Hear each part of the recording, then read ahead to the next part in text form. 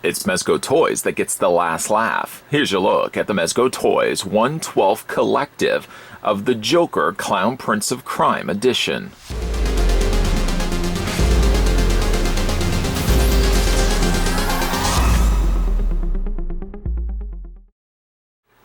The 1/12 scale collectible figure of the Joker features intricate, tailored costuming and over 30 points of articulation.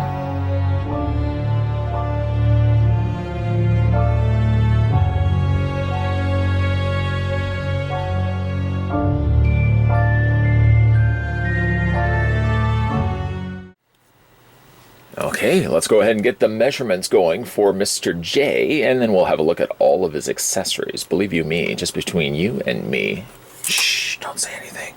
He does actually come with a lot of accessories. Before we do that, though, 6.8 inches is how tall Joker stands, the 1/12 Collective, and we can go ahead and switch that over not quite to feet, but to centimeters, 17.3 centimeters in height. We'll handle housekeeping first. He does come included with the same circular display stand as some of the other figures have come included with the 1/12 scale. I really like these circular stands. Truth be told, I never really make use of the adjustable neck. I'll show you guys that in a second, but the actual base itself has some really neat design elements to it. Sort of what you would expect seems turned on its head. I would normally have expected like a green base with maybe yellow ha-ha-has, but they have actually even like flipped that around and given me instead the green ha-ha-has, which actually are raised from the rest of the surface. I don't know, maybe I expected it to be the other way around, a green with yellow, but that's just me. I like this. I like the stand itself. It certainly beats the boring norm of having this just be a black circular base with nothing really too exciting on it. This is definitely very eye-catching, and I quite like that. Now, as I mentioned, he does come with the adjustable neck. Now, this is pretty much a stapled requirement for all of the 1/12 Collective figures. They are good for some figures, maybe not necessarily the Joker, but certainly for leaping, jumping, or flying figures, why not? You can make use of the stand. It does have knuckle points that are individually hinged, so there's a knuckle joint here, here, here, and here, giving you 4 different accessible points in which you can rotate and manipulate the stand. Let's not, of course, forget about the fact it also has the waist clip, which just opens and closes. I do notice that this is a little on the tight side. So I would say probably you may want to get in there with a screwdriver and just kind of loosen up stuff going on there. In fact, I just happen to have a screwdriver here on the side. Just going to take that and just rotate this. It's, like I said, very, very stiff. This is immediately just getting out of the box. I probably will have to go in there. I think I might even need to use a different head to get access to that screw. But it's definitely very, very tight. I'll have to loosen that up later. What you can do is this little connector point right here. You're just going to pop through. Just kind of get your finger in there. Actually, you know what? I think I'm doing it the opposite way. There we go. Pop it from the bottom. And just pop that straight through. We'll pop the peg out. Don't lose that, whatever you do. And then just pull that back out and replace it around the other side. And then you've got yourself an adjustable neck. Will that work necessarily for the Joker? I guess in theory, if you wanted to have him leaping up in the air, about to like lay down the thunder to the Cape Crusader, by all means, you could make use of the stand. 9 times out of 10, though, I'll usually keep at least the figures that I've picked up. And based on how good Joker turned out here, I might very well see myself picking up more. But most of the time, the figures that I have picked up are relegated to using just the peg that's on the stand, and that's good enough for me. Speaking of which, by the way, the figure on the underside has 2 peg holes, so very easy to attach to the stand. And again, this is a little boring. You probably will do a little bit more of a creative pose than just simply that. But at least it gives you something to start with. You could definitely get a little bit more creative with that. The 1/12 Collective Jason Voorhees, for example, I had him kind of in a walking stance, hunched over, holding his axe in place. Give me a little bit of time and a little bit of creativity. Yeah, I could probably come up with something a little bit more interesting than what you're seeing right now. Other little bits of housekeeping, they also come included with the 112 collective little baggie. This is a stapled requirement. It seems all the figures have come with this thus far, so that if you have all the accessories, you could actually put them in here instead of keeping them inside the box. This is very helpful. It even gives you a section down below where you could write the name of the character. I feel like tarnishing this with my signature or writing in whatever the character's name is, I think would just diminish a little bit. Certainly also, if you're ever planning on selling this figure, I probably would say not write the name of the character. Don't write, even as good as you think your printing may be, somebody else who's buying this off you may not want how you've decided to write out the Joker. Maybe they would have wanted to put Mr. J. I don't know. But either way, there is the clear baggie. A really good, simple, really, when you think about it. I mean, all it is just a Ziploc bag, and it's got the printing of the 112 collective down below. But really, sometimes simple is best. At least, you know, you can maybe not write your name down there, the character's name, but at least you can keep all the accessories in tow. You don't have to keep going back to your storage or wherever you're keeping the boxes for these, and keep periodically going back as you change your mind as to what you want to display Joker with. Speaking also of displaying him with, he has actually a lot of accessories that cover off. We'll have a look at those right now. I guess maybe the smaller ones, he does come with a pair of curved blades. These are small little stabbing, slashing knives that Joker has at his disposal. They are carbon copies to one another. In fact, it doesn't seem like they are different at all from one another. And they can fit into his hands. Or, if you want to do something else with the figure's hands, just take them off the display stand. We don't need that just yet. Or anymore, I really should say. You can also take the knives and you can display them inside the sheaths located on the front of his belt here. We're just going to go ahead and slide those in just like that.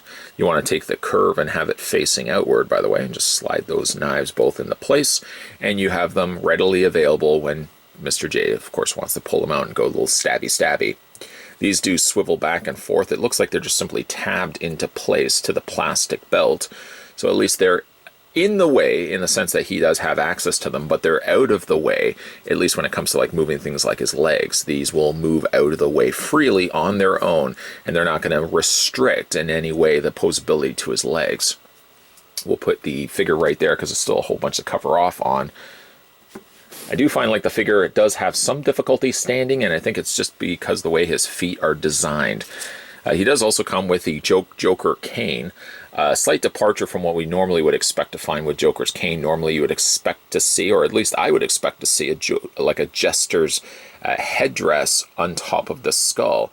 This is kind of just more of a simplified regular skull. It gets the point across. It tells you Joker means business. And it definitely shows as well that Mezco means business. There's a fair bit of washing of additional dark paint over top of that. Really does make like the areas around its nose, the cavities of its eye, and even like the areas around its teeth really stand out, really pop. My guess is it's probably been cast in black plastic and then silver tipped on the end, and adds silver to the skull with a little bit of gold in the middle for the handle. You can display him with that if you want. The other thing he comes included with is a submachine gun. I kind of like that it's got this paint speckled across of it, almost like he's made it an art project for himself. Decided to identify this as being his, his weapons. Just painting them up, slapping whatever paint he could find. Primarily would be, of course, purple and green. But again, it just looks really good on him, but good specifically with him. It does have a removable clip. You just pull that out like so, and you can see that there is a bullet already sticking out at the top, ready to be fired off. He does also come with a secondary one, but I can't seem to find a place where I could display it. I guess if I wanted to, I could tuck it inside of his belt. I don't know if it just looks weird having that clip sticking out in the belt area, but I guess you could put that there if you wanted to. I probably won't display it there myself, but it's there if you wanted to. The other accessory that comes included with it, and while still talking about the gun here, the submachine gun also has this, which is kind of cool. This is the removable muzzle flash, which there's a little hole right on the end, and there's a little tab right there. You can kind of already see how this is going to come together, and that just slides into place like so. Be careful when you are doing this, though. It's made up of a clear plastic, and the clip, as you can see, is very small. So small, in fact, if you're not careful and you bend it, or if you twist it the wrong way, it most definitely could break off. I like it because it does show a sequence of 3 bullets being fired off. You could imagine that Joker is just spinning the submachine gun as he's firing off rounds. Each of the bullets have been painted in silver. And as it gets further away from the firing, you can see that it gets a little bit more clear and clear as it gets to touching the bullets. Just a really nice additional accessory. This is probably going to be exactly the thing I'm going to display the Joker with. I just think it's really, really super, super cool. Let's take this off before any damage, no further damage, but any damage is done to that. The other thing he comes included with, there's still more. I feel like an infomercial. He does also come included with a bomb bear. Yes, you heard right. A bomb bear. A stuffed animal stuffed with a little bit more than just regular conventional stuffings. He's stuffed with some sticks of dynamite. You can see that they've also put in the face of the clock.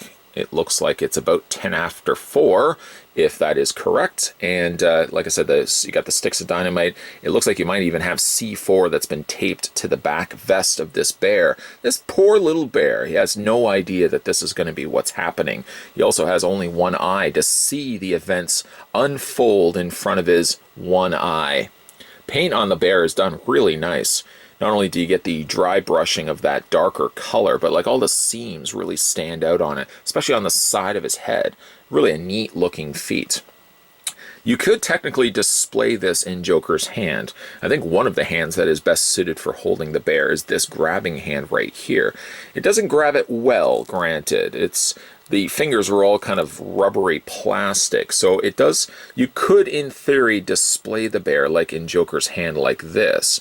But like I said, it's just more so a balancing act than anything else, so that Joker doesn't actually hold it. He just sort of gambles to the fact that it's not going to fall out of his hands, kind of like Joker just fell over there.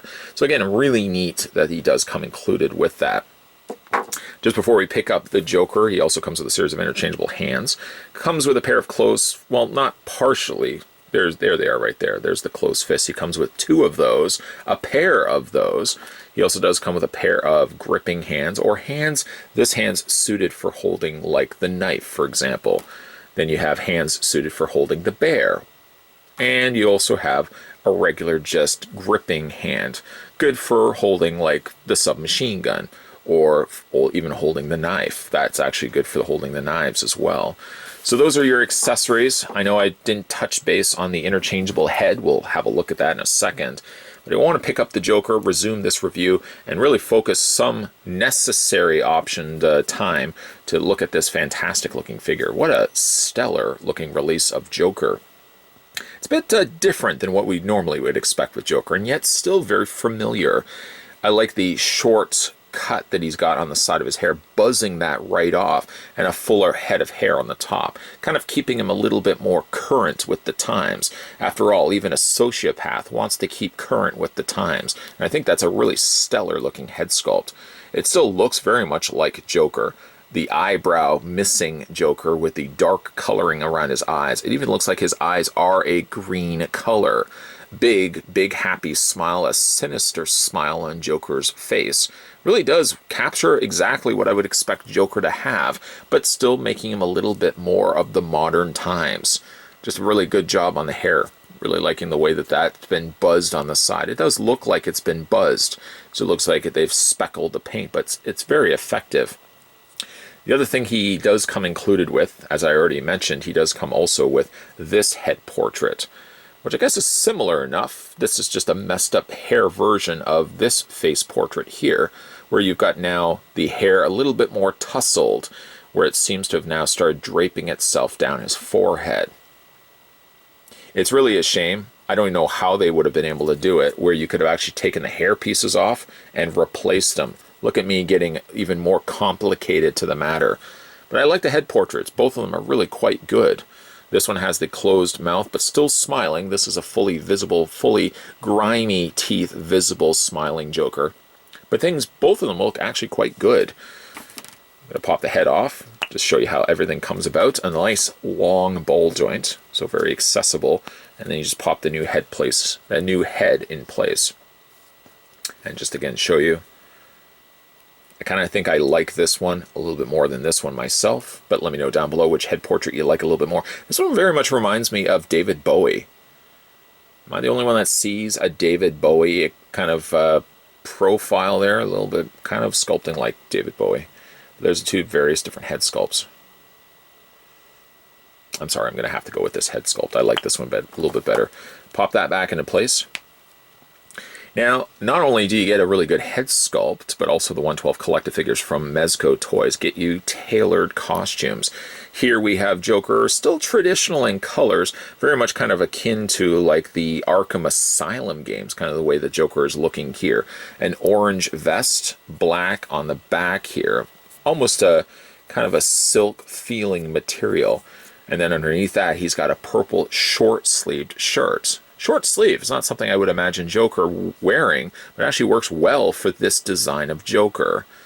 Underneath that, further down from that, you have a studded belt, complete with the two sheathed knives that we've already had a look at, and some striped pants alternating in purple and black, until we eventually settle off on these larger military combat boots, which again, just the way that the sculpting on the undersole is, I find that these boots are a little difficult to get him to stand properly. Thank goodness at least there is toe articulation, foot articulation, so that you can manipulate that to get his feet firmly planted when you are displaying it. But I still find it's something that Joker is very problematic at times to get to stand properly. It's almost as if he needs himself a display stand. Oh right, yeah. He comes with also a really display stand. For the figure's articulation, let's go ahead and run through that right now. His head rotates all the way around. You'll immediately see that his head is still attached to the neck. This is all one piece. Still works well because it doesn't break up the mold. You don't see a big stark line. It seems companies are moving less and less away from the idea of having the head as a separate piece to the neck. It certainly keeps the cost down because you don't have to mold two things. You only need to mold the one. And you get just as much the effective poseability and articulation on these figures as you would if you had a head and a neck separate. I guess you would get a little bit more for the head, but I think that's perfectly fine for the amount that he's able to pull off here. The lower torso does have an abdomen ball joint. This is basically like the top torso here sitting on a mid torso, and there's a ball joint happening there. The arms hinge outward a fair bit actually when it's all said and done. Being that he also has short sleeves, I think also benefits him for the fact that you can move his arms up and not so much the fabric gets bunched up in the process of it. And then we can move the arms forward, we can move the arms back, you can swivel at the elbow, you can also bend at the elbow, and you can rotate the hands all the way around. There's also a hinge happening right there as well. Waist swivel, the legs split out. There's a top swivel cut on the thigh, but by the way, I'm digging the fact that he's got these suspenders dropping down past his waist. I really think that adds a little extra something to Joker here. Has the double bend happening in the knee, and then he has rotation in the foot, hinging up and down, and then it also does rock back and forth, giving you some additional leverage for how you want to display the figure. The hardest part for this particular release of Joker is trying to come up with how I would want to display him. When it's all said and done, honestly speaking, I'm kind of really digging the submachine gun as my preferred choice. But you got to admit, there's something really cool about Bomb Bear. I think he's even getting his own spin-off series. It's going to be a very short-lived series. After all, it's called Bomb Bear. But that one might certainly be a contender for how I'm going to display the Clown Prince of Crime. There's really, like I said, a lot going on for this Mezco 112 release. Not something of which I do a whole lot of reviews of. You probably will very much notice you could probably count on your one hand how many 112 collective figures I've actually reviewed on this channel, but really based on how good Joker has turned out, would certainly invite the idea of me wanting to have a look at more of them. So loving the name of Bomb Bear. In fact, for final looks, I've got the Clown Prince of Crime holding him in his hand. Not something I could easily have pulled off on its own. Unfortunately, one of the downsides for the figure is he has really rubbery fingers. It may not pose a problem with him holding a cane or a submachine gun, but it most definitely poses a problem when it comes to holding Bomb Bear. So I did find a clear elastic that I had kicking around from a previous figure, and I'm using that to kind of wedge it or kind of wrap it around Joker's hand and around the stick of dynamite so he could probably hold the bear. Something that maybe Mezco could have incorporated, or maybe at the very least they could have had a hand permanently molded to Bomb Bear. I love saying Bomb Bear. So that Joker would just not have any problem whatsoever holding it. Speaking about the figure, and less about Bomb Bear, I'm sorry for people still interested to talk about Bomb Bear. Loving this figure. It seems every single time I pick up a new 112 collective figure, whatever it may be, I get a little bit more interested in the line that I did before. The last time I think I had a look at a 112 collective figure was probably the Jason Voorhees, and it's still one of my favorite Jasons I have in my collection right now. Joker kind of feels the same way for me. It's not a traditional looking Joker. He doesn't have the long tailored jacket or more of the purple colors, or even like his face is a little bit of a departure from what we normally would get from a classic Joker. But there's elements to this that really hit like a soft spot for me. There's something I'm really liking about this particular figure. Maybe it's the fact that his head sculpt looks a little David Bowie-like to me, but there's something really I'm finding more and more appeal in when just looking at the Joker. That makes me feel more inclined to pick up more 112 collective figures. Now, this is the Clown Prince of Crime edition. I found this at my local comic book store. One of the arguing points is the fact that these 112 collective figures are as expensive as they are.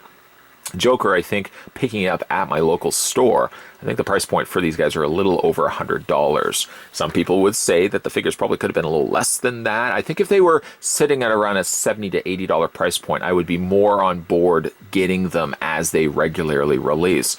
But it seems like Mezco is churning out more and more of these 112 collective figures. They really see the appeal that collectors have in these, and as a result, they are releasing more of them. So it's kind of really hard at a $100 price point to be getting and picking up and reviewing every single 112 figure that's coming out. But there are certain ones that I think I will be inclined to pick up. Joker, for example, my love for Joker over the years was more enough reason to pick up this figure release. And there's a couple of Batmans and Spider-Mans I certainly would be interested in picking up as well. I think in the near future, Mezco Toyz have slated a 112 release of Freddy Krueger, and you know I'm going to be all over that one as well when it comes out. Either way, though, let me know what you guys think down below of the new 112 Collective Joker Clown Prince of Crime edition. Are you liking this as much as I am? There's something very rewarding, I think, of getting these 112 figures on display. There's something tight about the joints that they're using for these figures and their under framed bodies, and there's something about the tailoring that they're using for their fabrics. Some of the earlier ones I've been kind of being really hard about, like the Michael Myers, for example. I really wasn't too keen on the Michael Myers, but this one might be enough to kind of get me back in the interest of wanting to pick up more of these. Again, the only stumbling block is the fact that they're $100+ a piece. Ouch. Either way, though, let me know down below, guys, what you guys think of the 112 Collective Joker Clown Prince of Crime edition, whether you picked up the figure for yourself or really just based on this review and this review alone. Let me know in the comments section.